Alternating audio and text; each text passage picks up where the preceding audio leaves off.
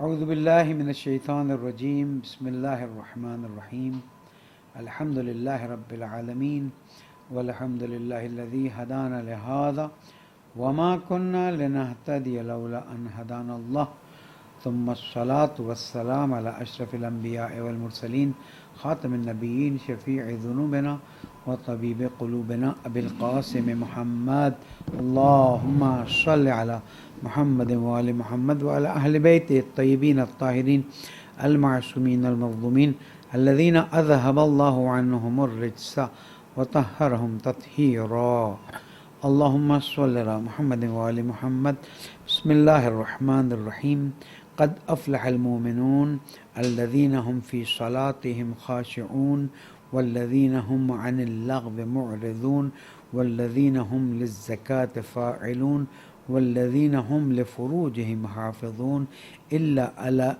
على أزواجهم أو ما ملكت أيمانهم فإنهم غير ملومين فمن ابتغى وراء ذلك فأولئك هم العادون والذين هم لأماناتهم وعهدهم راعون والذين هم على صلواتهم يحافظون أولئك هم الوارثون الذين يرثون الفردوس هم فيها خالدون صدق الله العلي العظيم وصدق رسوله النبي الكريم مومن مومنات السلام علیکم ورحمۃ اللہ وبرکاتہ۔ ماہ مبارک کی آمد پر سب کو مبارکباد پیش کرتا ہوں۔ تمام اللہ تعالیٰ کے مہمانوں کو خوشخبری دیتا ہوں کہ مہینہ رحمت و برکت و مغفرت لے کر آیا ہے۔ یہ مہینہ گناہوں کو معاف کرنے اور نیکیوں کو بڑھانے کے لیے آیا ہے۔ یہ مہینہ اپنے نفس کو پاک کرنے کے لیے آیا ہے۔ یہ مہینہ پتھر دلوں کو نرم کرنے آیا ہے۔ یہ مہینہ لوگوں سے محبت کا پیغام لے کر آیا ہے۔ یہ مہینہ انسانیت کی خدمت کا پیغام لے کر آیا ہے۔ یہ مہینہ اللہ کی رحمتوں کو ہم پر نچھاور کرنے آیا ہے۔ یہ مہینہ اتنی برکتیں لے کر آیا ہے جس کا انسان تصور نہیں کر سکتا، لیکن ہر دعوت میں انسان کو جانا پڑتا ہے۔ ہر دعوت میں انسان کو خود بھی بعض کام کرنے پڑتے ہیں، تو اس دعوت میں بھی ہمیں بہت سے کام انجام دینے ہیں۔ امید ہے انشاءاللہ پہلی رات ہے، آج کی رات 21 مرتبہ سورہ انا انزلنا پڑھنا مت بھولیے گا، سب گھر والوں کو کہہ دیجئے۔ روزی میں فراوان برکت انشاءاللہ۔ آج کی رات دعائے جوشن کبیر پڑھنا مت بھولیے گا۔ ہم 19، 21 اور 23 میں پڑھتے ہیں۔ آج کی رات اس کی خاص فضیلت آئی ہے۔ آج کی رات 2 رکعت نماز ہے، اور اس 2 رکعت نماز میں الحم کے بعد ایک مفصل سورہ ہے، دیکھ لیجئے گا، اگر ہمت ہو تو وہ سورہ پڑھ لیجئے گا۔ تمام کتابوں میں اس کو لکھ کے رکھا ہوا ہے۔ اور آج کی رات غسل، 30 چلو پانی اور گلاب کے پانی سے اپنے چہرے کو دھونا بہت زیادہ ثواب ہے، مستحب ہے۔ باقی نماز شب ہے، سحر ہے، دعائے سحر ہیں، دعائیں ہیں رات کی، پہلی رات کی چند خاص دعائیں، ان کو انشاءاللہ مت بھولیے گا۔ معذرت کے ساتھ جو 2 رکعت نماز ہے وہ سورہ کا نام بتاتا چلوں، سورہ انعام 2 رکعت میں پڑھیں، بہت زیادہ فضیلت آئی ہے۔ یعنی آج کی رات کچھ نہ کر سکیں، جوشن کبیر 2 رکعت سورہ انعام، غسل، 30 چلو سر پہ پانی کے ڈالنے اور گلاب سے منہ دھونا، یہ کرنا مت بھولیے گا۔ آج کی رات کی فضیلتوں میں اس کی بہت زیادہ اہمیت ہے۔ باقی وقت ملے تو دعائیں، اگر صبح ڈیوٹی پہ نہیں جانا ہے، آفس سے فارغ ہیں، گھر کے کاموں سے کچھ فرصت ملی ہے، تو پھر قرآن مجید کی تلاوت آج رات سے شروع کر دیں، اور کوشش کریں کم از کم 3 یا 4 قرآن مجید اس ماہ مبارک میں، جس میں فرصتیں زیادہ ہیں۔ کچھ نہیں تو افطاریوں کے لیے جانے آنے کا وقت بچ جائے گا۔ فعلاً 10-12 دن تک تو عید کی شاپنگ کا بھی کچھ نہیں ہے، تو کوشش کیجئے۔ ہم اپنی گفتگو کا آغاز سورہ مومنون سے شروع کرتے ہیں۔ سورہ مومنون قرآن مجید کا 23واں سورہ ہے، اور اس سے پہلے 22واں سورہ سورہ حج ہے۔ سورہ مومنون کی گفتگو سے پہلے قرآن مجید سے متعلق کچھ عرائض پیش کرتا چلوں۔ قرآن مجید کا نزول اللہ سبحانہ و تعالیٰ کی طرف سے حضور اکرم صلی اللہ علیہ وآلہ وسلم کے سینے مبارک پر نازل ہوتا ہے۔ دو نزول ہیں، ایک اللہ سبحانہ و تعالیٰ سے اس عرش پر، اور پھر عرش سے سینے رسول صلی اللہ علیہ وآلہ وسلم پر۔ ابھی کس زمانے میں کب کیا چیز نازل ہوتی ہے، ایک ساتھ نازل ہوا یا وقفے وقفے سے نازل ہوا؟ علماء کی نظر یہ ہے کہ حضور اکرم پر ایک ساتھ نازل ہو گیا، انا انزلناہ فی لیلۃ مبارکۃ، ہم نے اس کو نازل کیا لیلہ مبارک میں، تو مراد یہی ہے کہ ایک بار دفعتاً نازل کر دیا۔ اس کے بعد وقتاً فوقتاً حضور اکرم صلی اللہ علیہ وآلہ وسلم کو کہا جاتا تھا اب یہ تلاوت کریں، اب یہ بیان کریں، اب اس آیت کو بیان کریں، اور اس طرح سے چیزیں آگے بڑھتی جاتی۔ قرآن مجید کی دو ترتیبیں ہیں، ایک ترتیب بن نزول ہے اور ایک موجودہ ترتیب ہے۔ موجودہ ترتیب ہمیں ائمہ معصومین علیہم السلام سے ملی ہے، اور اس کی ترتیب میں کسی قسم کی رد و بدل کی کوئی گنجائش نہیں ہے، اس کے الفاظ میں کسی قسم کی کوئی بھی رد و بدل کی گنجائش نہیں ہے۔ اور یہ جو اللہ سبحانہ وتعالیٰ نے ارشاد فرمایا ہے، انا نحن نزلنا الذکر وانا لہ لحافظون، ہم نے اس ذکر کو نازل کیا، ہم اس کی حفاظت کرتے ہیں، یعنی اس کے الفاظ کی حفاظت، کی ترتیب کی حفاظت، اور اس میں سے کوئی چیز چرایا جائے یا نہ چرایا جائے اس کی حفاظت، یہ سب کچھ اللہ سبحانہ وتعالیٰ نے اپنی گارنٹی لی ہوئی ہے۔ لیکن جس چیز کی مشکل ہمیں محسوس ہوتی ہے، یا جو مشکل ہمیں محسوس ہوتی ہے، وہ یہ ہے کہ الفاظ کی حفاظت کی گارنٹی اللہ سبحانہ وتعالیٰ نے لی ہے، لیکن مفاہیم کے اندر تبدیلی، قرآن کے مفاہیم وسیع ہیں، ایک تو خود مفاہیم بہت وسیع ہیں، پھر جن کے دل میں وَأَمَّا الَّذِينَ فِي قُلُوبِهِمْ زَيْغٌ، جن کے دلوں میں زیغ ہے، تو پھر وہ اس میں پھر الٹے سیدھے معنی نکالتے ہیں، اپنی مرضی کے معنی نکالتے ہیں، اپنی مرضی سے گفتگو کرتے ہیں۔ تو ایک تو خود قرآن مجید میں بہت زیادہ گہرائی ہے، اور اس گہرائی کو سمجھنے کے لیے من عنده علم الکتاب سے فائدہ اٹھانا ہوگا، یعنی حضور اکرم صلی اللہ علیہ وآلہ وسلم اور ائمہ معصومین علیہ السلام سے فائدہ اٹھانا ہوگا، اور جو انہوں نے تشریح کی ہے اسی پر آگے بڑھنا ہوگا، اور اسی کی بنیاد پر ہمیں اپنی کوششوں کو آگے بڑھانا ہوگا۔ لیکن اگر ہم تفسیر بالرائے کرنا شروع کر دیتے ہیں، فَلْيَتَبَوَّأْ مَقْعَدَهُ فِي النَّارِ، تو تفسیر بالرائے کرنے والے کے لیے کہا گیا کہ وہ جہنم میں اپنی جگہ کو آمادہ کر لے۔ ہمیں اس بات پر محکم دلیلیں ملی ہیں اور دی گئی ہیں کہ قرآن مجید میں نہ کوئی کمی ہوئی ہے، نہ کوئی بیشی ہوئی ہے، اور یہ جو بعض مرتبہ ہم پر اہل سنت حضرات کی طرف سے یہ بات کہی جاتی ہے کہ شیعوں کا قرآن الگ ہے، شیعوں کے 40 پارے ہیں، تو ہم اس بات کو واضح کرتے رہیں اور واضح کرتے رہیں گے۔ وہی قرآن مجید جو کہ ائمہ معصومین علیہ السلام سے ہم تک پہنچا ہے، وہی قرآن مجید آپ کے ہاتھ میں بھی ہے، ہمارے ہاتھ میں بھی ہے، اور اس میں کسی قسم کی کوئی کمی یا بیشی نہیں ہے۔ اگر ایک مرتبہ قرآن مجید میں تحریف، جو عنوان ہے تحریف قرآن، یعنی تحریف بمعنی لفظی، معنی میں تو دنیا نے کہاں سے کہاں پہنچا دیا۔ وہ آئے جو مولا کائنات کی شان میں نازل ہوئی، اس کو کس کی شان میں کر دیا۔ الفاظ قرآن مجید یہ سب لاک ہیں، سب سارے سسٹمز لاک ہیں، ان کو آگے پیچھے نہیں کیا جا سکتا، ان کو تبدیل نہیں کیا جا سکتا، اور اس کی ضمانت اللہ تعالیٰ نے لی ہوئی ہے۔ لیکن یہ جو کہا جاتا ہے کہ 40 سپارے، قطعاً ایسی کوئی چیز نہ تھی، نہ ہے، نہ کبھی ہوگی۔ ایک غلط فہمی پیدا ہوتی ہے، اور وہ غلط فہمی یہ ہے کہ جب حضور اکرم صلی اللہ علیہ وآلہ وسلم کا وصال ہوا اور مولا کائنات پر جو گزری وہ گزری، تو آپ نے عہد کیا کہ جب تک میں قرآن مجید کو کمپائل نہ کر لوں تب تک میں ردا اپنے کندھے پر نہیں ڈالوں گا. اور آپ نے مسلسل 6 مہینے بیٹھ کر قرآن مجید کو کمپائل کیا.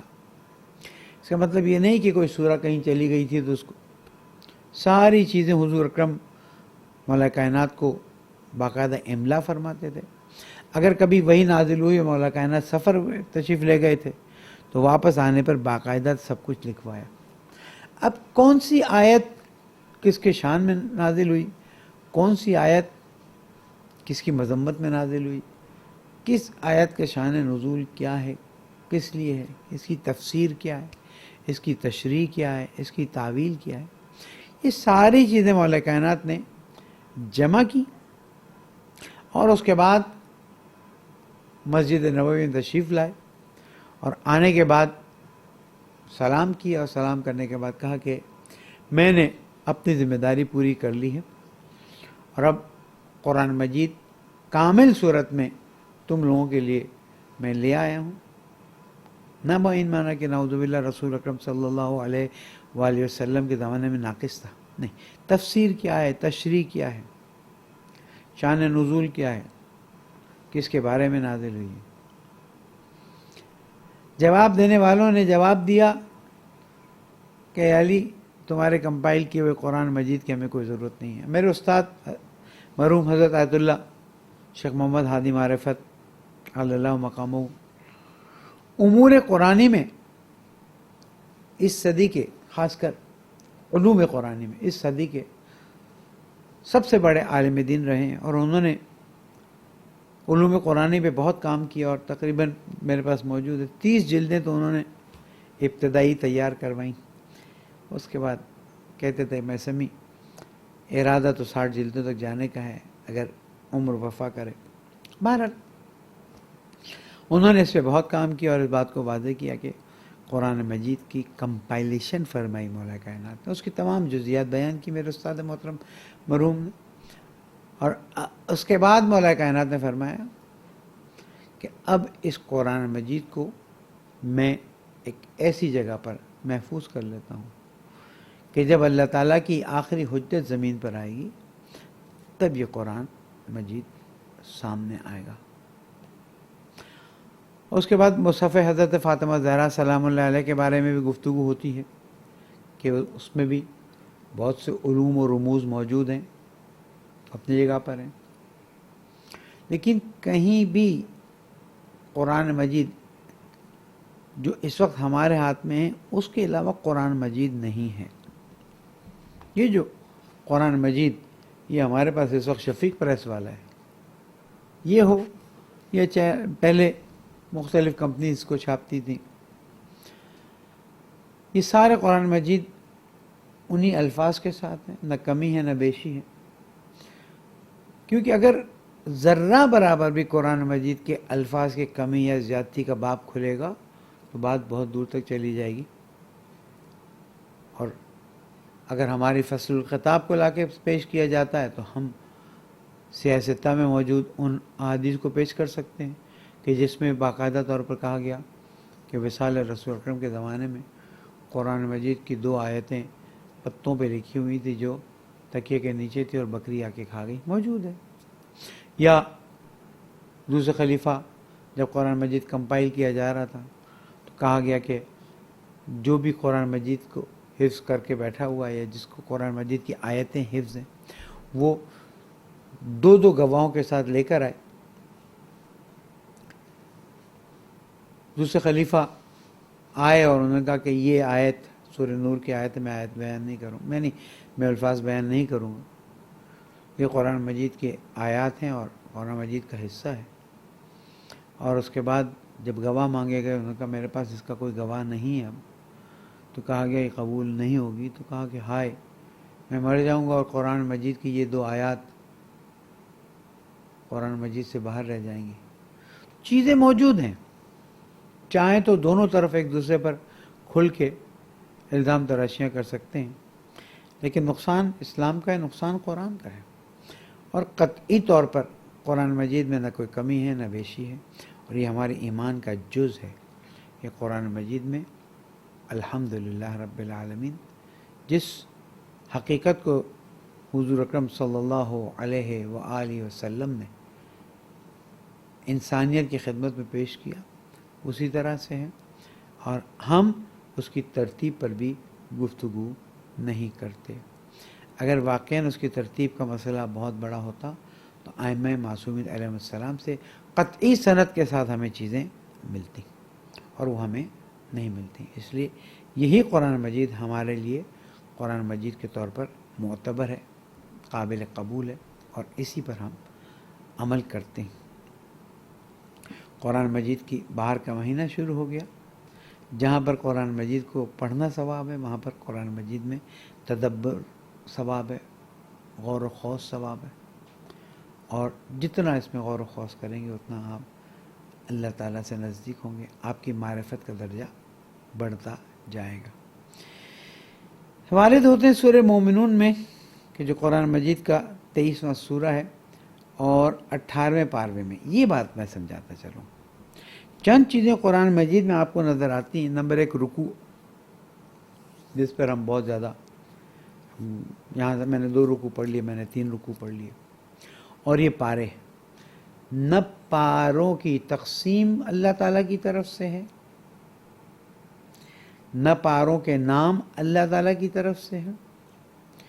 یہ تو عباسی خلیفہ نے اپنے بچوں کو قرآن مجید حفظ کرانے کے لیے قرآن مجید کے استاد سے حافظ قرآن کا اس طرح سے کر دو کہ قرآن مجید 360 جزوں میں تقسیم ہو جائے، اور ہمارے بچے روز 1 جز حفظ کریں تاکہ 1 سال میں ان کو قرآن مجید حفظ ہو جائے۔ 30 پاروں کا خود حضور اکرم صلی اللہ علیہ وآلہ وسلم کے زمانے میں، یا اس کے بعد جب تک کہ بنی عباس کا زمانہ نہیں آتا، کوئی ذکر نہیں ملتا ہمیں، کوئی بھی ذکر نہیں ملتا۔ اسی طرح سے رکوع کی علامت جو ہے وہ قرآن مجید کا حصہ نہیں ہے، یہ بعد میں ڈالی گئی۔ کیوں ڈالی گئی، کیا ڈالی گئی، تھوڑا خود ہی تحقیق کر لیجئے۔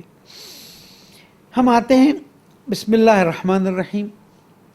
ایک گفتگو کا مورد ہے کہ آیا سورہ توبہ کے علاوہ جو 113 سورہوں کی ابتدا میں بسم اللہ الرحمن الرحیم میں آیا ہر سورہ کی بسم اللہ اس سے مختص ہے، یعنی یہ عمومی طور پر جیسے حکم آیا کہ ہر نیک کام کو شروع کرتے وقت بسم اللہ الرحمن الرحیم کہو، تو ہمیں بھی یہی کرنا چاہیے۔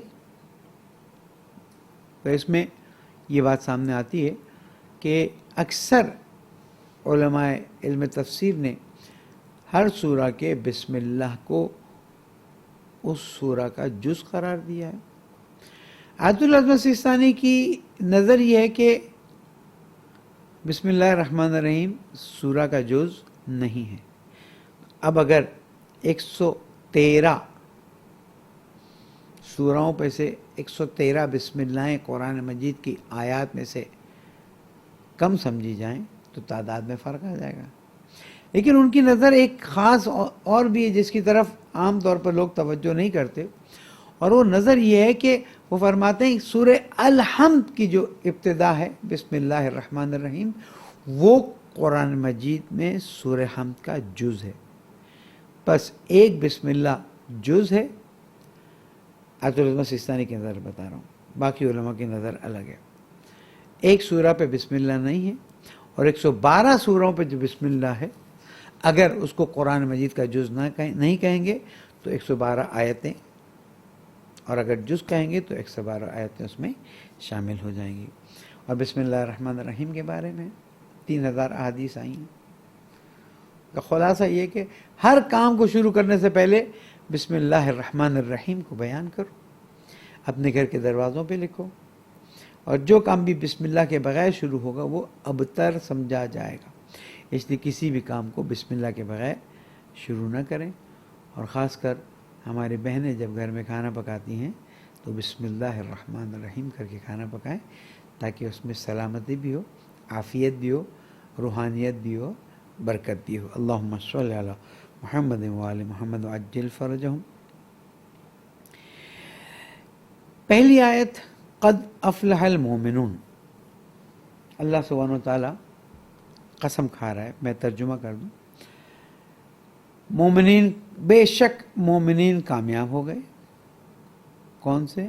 الذین هم فی صلاتہم خاشعون، جو ان کی نماز میں خاشع ہیں، عجز و انکساری کے ساتھ ہیں، اور جو لغویات اور بیہودگی سے بچتے ہیں، اور وہ جو زکوٰۃ دیتے ہیں، اور وہ جو اپنی شرمگاہوں کی حفاظت کرتے ہیں سوائے اپنی بیویوں اور کنیزوں کے، کیونکہ ان کے سلسلے میں وہ لائق ملامت نہیں ہیں، اور اس راستے سے انحراف کرنے والا ہی تجاوز کرنے والا ہے، اور وہ جو امانتوں اور وعدوں پر پورا اترتے ہیں، اور وہ جو اپنی نمازوں کی محافظت کرتے ہیں، بے شک وہی وارث ہیں، وہ فردوس بری کے وارث ہوں گے اور ہمیشہ اسی میں رہیں گے۔ یہ تقریباً 11 آیتوں کا ابتدائی مجموعہ ہے جو ایک ضابطہ دے رہا ہے مومنین کو کہ قد افلح المومنون۔ جب یہ آیات نازل ہوئیں تو رسول اکرم صلی اللہ علیہ وآلہ وسلم مسکراتے ہوئے امیر المومنین علی بن ابی طالب علیہ السلام کو بلاتے ہیں اور بلا کے کہتے ہیں کہ بسم اللہ الرحمن الرحیم قد افلح المومنون، علی مومنون کامیاب ہو گئے ہیں۔ اور اس کے بعد پھر صفات بیان فرماتے ہیں۔ تو ہم در حقیقت اور حقیقی معنی میں مومنون تو ائمہ معصومین علیہ السلام ہی ہیں، جن کو کمال ایمان کا درجہ ہے، وہ امیر المومنین اور 11 امام ہیں۔ لیکن جتنا جتنا ہم اس میں آگے بڑھتے جائیں گے وہ فلاح ہمیں اتنی ملتی جائے گی۔ کہ ایمان کے بھی تو درجے ہیں، کوئی کسی درجے پر ہے، کوئی کسی درجے پر ہے۔ ایمان کو ہم 1 to 10 اسکیل پر دیکھ سکتے ہیں، کسی کا 0.05، کسی کا 1، کسی کا 7۔ تو یہاں پر در حقیقت مولا کائنات امیر المومنین علیہ السلام کو خطاب کیا گیا ہے، اور اس سورہ کو اگرچہ کہ مکی ہے، ان آیات کی وجہ سے، اس لیے کہ اس میں نماز کا ذکر ہے، اس میں زکوٰۃ کا ذکر ہے، ان آیات کو مدنی قرار دیا گیا ہے۔ تو اللہ سبحانہ وتعالیٰ نے مومنین کی شان میں ان آیات کو بیان کیا ہے اور مومنین کو ان کی حدود بیان فرمائی۔ اس سورہ کی شان نزول میں یہ بھی بیان کیا گیا ہے کہ مکے میں جب اسلام کی آواز اٹھی اور اسلام کی دعوت کا کام شروع ہوا، تو ظاہر ہے ٹیلی ویژن تو ہوتا نہیں تھا، موبائل ہوتا نہیں تھا، تو رات کو کھانے کے بعد اور عبادتوں کے لیے اٹھنے کی کوئی فکر ہوتی نہیں تھی، جیسے آج کل بھی ہو گیا ہے،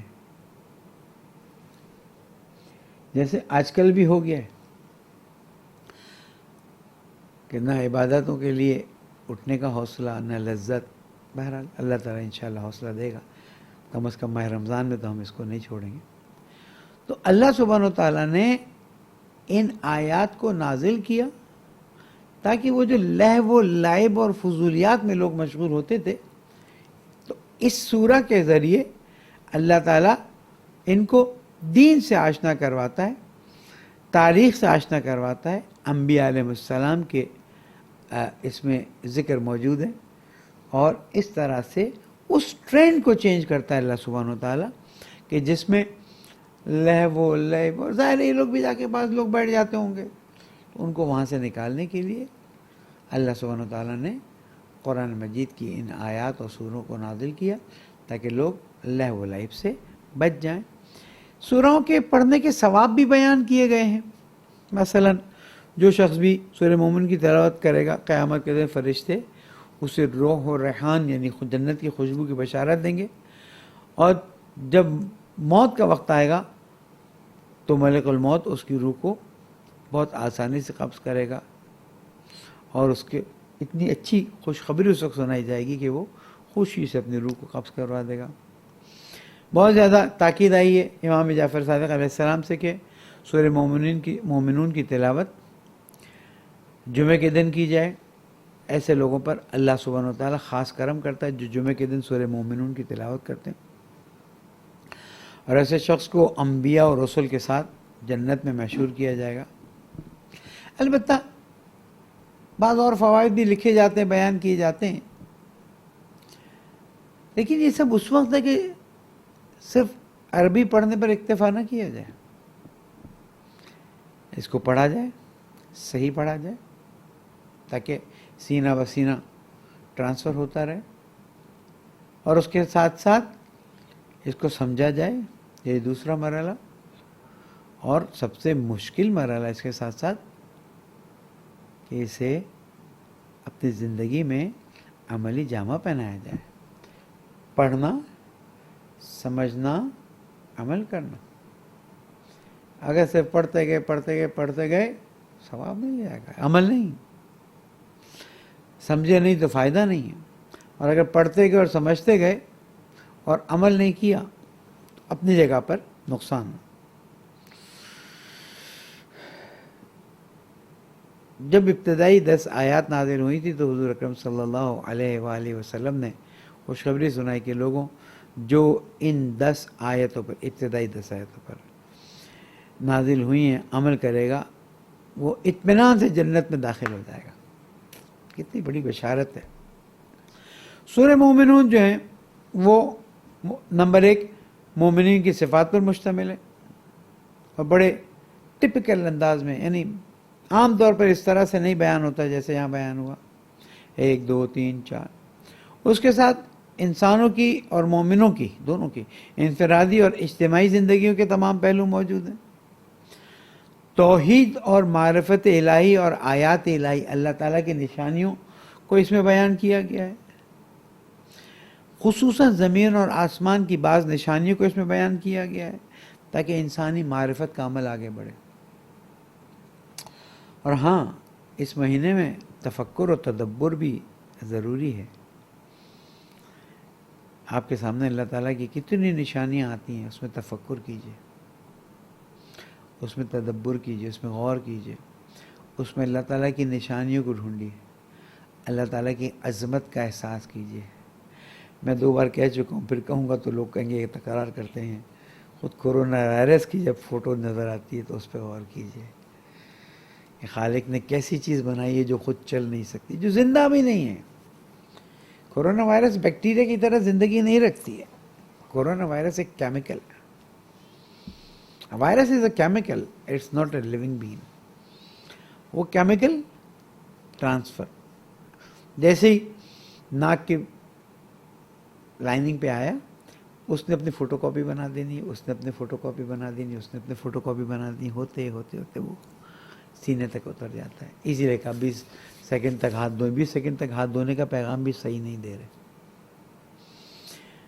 لوگ صابن لگاتے ہیں اور 20 سیکنڈ تک پانی میں دھوتے رہتے ہیں۔ نہیں میرے بھائیوں، میری بہنوں، صابن لگاؤ سب جگہ اور 20 سیکنڈ انتظار کرو، کیونکہ اس وائرس کی جو آؤٹر لائننگ ہے وہ صابن کے کیمیکل سے اور اس طرح کے کیمیکل سے، یا جو اسٹرلائزنگ کیمیکلز ہیں، اس سے وہ پھٹ جاتے ہیں، اور جیسے ہی اس کی آؤٹر لیئر گئی، جیسے ہماری اوزون لیئر خراب ہوتی جا رہی تھی، اللہ تعالیٰ نے کرم کیا، تو جیسے ہی کورونا وائرس کی آؤٹر لیئر گئی ویسے ہی اس کا کام ختم ہو گیا۔ اس کی ساری زندگی اس کی آؤٹر لیئر کے لیے کی خاطر ہے، اگر وہ گئی تو ختم ہو جائے گا، فوراً وہ ضائع ہو جائے گا۔ اور ایک سوئی کی نوک پر جس طرح سے بتایا گیا ہے، اور ہم نے مطالعے میں بھی بعض چیزوں کو دیکھا ہے، ایک سوئی کی نوک پر اگر مثلاً ہے کہ میں بال پین لی تو پھر بھی بہت موٹی، اس کی نوک پر ایک وقت میں 10,000 کورونا وائرس لگ سکتے ہیں۔ سبحان اللہ بھی کہیے اور کہیے فَبِأَيِّ آلَاءِ رَبِّكُمَا تُكَذِّبَانِ۔ اے جن و انس، اللہ کی کس کس نعمت کا انکار کرو گے؟ یہ بھی نعمت ہے، چھوڑ دیجئے کیسے نعمت ہے، کیا نعمت ہے، اس پہ کبھی اور بات کر لیں گے، لیکن یہ نعمت ہے اور اس کو دیکھنا پڑے گا کہ اس نعمت کو کس طرح سے زحمت بننے سے بچایا جائے، اس رحمت کو کس طرح سے زحمت بننے سے بچایا جائے۔ اور ایک اور نقطہ عرض کرتا چلوں، نہج البلاغہ ظاہراً خطبہ نمبر 153 ہے کہ جس میں میرے مولا چمگادڑ سے متعلق گفتگو فرماتے ہیں. کتنی خوبصورت گفتگو ہے. اور علامہ مفتی جعفر حسین علی اللہ مقامہ رحمۃ اللہ علیہ نے اس کی تشریح میں بڑی خوبصورت تشریح کی ہے کہ چمگادڑ جیسے میرے مولا نے فرمایا رات کو جاگتی ہے، دن میں سوتی ہے، اور اس کی آنکھ خاص طریقے سے بند ہوتی ہے. اس کے پروں کی صفات میرے مولا نے کیا علم لدنی کے مالک تھے، کیا نہ بتاتے. وہاں پر شرح میں علامہ مفتی جعفر حسین علی اللہ مقامہ نے یہ جملہ لکھا ہے کہ یہ چمگادڑ حیوانوں کو اور انسانوں کو کا خون چوستی ہے، اور اس کی وجہ سے انسان جاگا ہوا تو اسے بھاگ جاتی ہے، لیکن سو رہا ہو تو اس کا خون چوستی ہے. اور اس کے خون میں جیسے مچھر کوئی چیز منتقل کرتا ہے، چمگادڑ کی وجہ سے کوئی چیز منتقل ہوتی ہے. اور سب سے پہلے ہلکا بخار ہوتا ہے، اس کے بعد آہستہ آہستہ ناک بہنا شروع ہوتا ہے، گلے کی مشکل شروع ہوتی ہے، اور پھر سانس لینا مشکل ہو جاتا ہے. اس زمانے میں بتا دیا گیا تاکہ آج پتہ رہے کہ یہ چمگادڑ. یہ ہمارا قصور بھی، ہم نے تو انسانوں کو بتایا ہی نہیں کہ اسلام کیا ہے. ہم تو اپنے ہی بعض گفتگو کروں گا، اور مجھے معلوم ہے ایسی گفتگوؤں کو کنٹروورشل گفتگو کہا جاتا ہے. کیا پرواہ ہے، آپ حق بات کہیں. کب تک اس ڈر سے کہ جناب لوگ کیا کہیں گے اور پھر کیا ہوگا کیا نہیں ہوگا. حق بات کہیں. حقائق کو قرآن و سنت کی روشنی میں بیان کرنا ہمارا فرض ہے، باقی آگے جو ہوتا ہے. تو اس میں پھر حضرت کیا کہتے ہیں انبیاء علیہ السلام کا ذکر ہے. حضرت نوح، حضرت ہود، حضرت موسیٰ، ان کی زندگی کے مختلف ابعاد بیان کیے گئے. ان کے منکرین کے بعض اور تکبر کرنے والوں کو ڈرایا گیا، ان کے منکرین کے واقعات بیان کیے گئے. اختتامی مراحل میں یہ سورہ جو ہے وہ معاد اور حساب و کتاب کی طرف توجہ دلاتا ہے. ہر سال کی طرح ہمیں نہیں لگتا کہ ہم آخر تک پہنچ سکیں، لیکن انشاءاللہ ہم کوشش کریں گے جتنا ہو سکے. انشاءاللہ شب 18 رمضان تک اس کو آگے لے جائیں گے تاکہ ہم قرآن مجید کو سمجھنے کی کچھ کوشش کر سکیں اور اس قرآن مجید سے ہم کچھ استفادہ کر سکیں. ہمارے لیے یہ چیز یہاں پر بہت واضح ہے کہ سورہ نے کا نام مومنون رکھا گیا ہے. مومن کون ہے؟ قرآن مجید کی آیت میں آتا ہے کہ اے میرے حبیب، یہ عرب بدو آتے ہیں اور کہتے ہیں کہ ہم ایمان لائے. قل قولوا اسلمنا. قرآن مجید آپ ان سے کہیں کہ تم اسلام لائے ہو. وَلَمَّا يَدْخُلِ الْإِيمَانُ فِي قُلُوبِكُمْ. ابھی ایمان تمہارے دلوں میں داخل نہیں ہوا. بس پتہ چلا کہ اسلام ایک مرحلہ ہے، ایمان دوسرا مرحلہ ہے. اسلام ایک مرحلہ سے مراد کیا ہے؟ اسلام ایک مرحلہ سے مراد یہ ہے کہ جب کوئی انسان کلمہ پڑھ لیتا ہے تو اسلام میں داخل ہو جاتا ہے، اور جب ولایت مولا کائنات امیر المومنین علی بن ابی طالب علیہ السلام اور 11 اماموں کی امامت کو قبول کرتا ہے تو وہ ایمان کے زمرے میں داخل ہو جاتا ہے. یہ شرط ہے ایمان میں داخل ہونے کی. اور انشاءاللہ گفتگو کے دوران ان نکات کی طرف توجہ دلاتے رہیں گے کہ اسلام جو صرف قبول کرتا ہے اس کا خون وہ پاک ہے، اس کا خون مسلمانوں پر حرام ہے، اس کو قتل نہیں کیا جا سکتا. بازار مسلمین میں وہ اپنی عام زندگی گزار سکتا ہے، اور مسلمان کی قبر میں اسے دفنایا جا سکتا ہے. آگے کی چیزوں کے لیے ایمان کا ہونا ضروری ہے.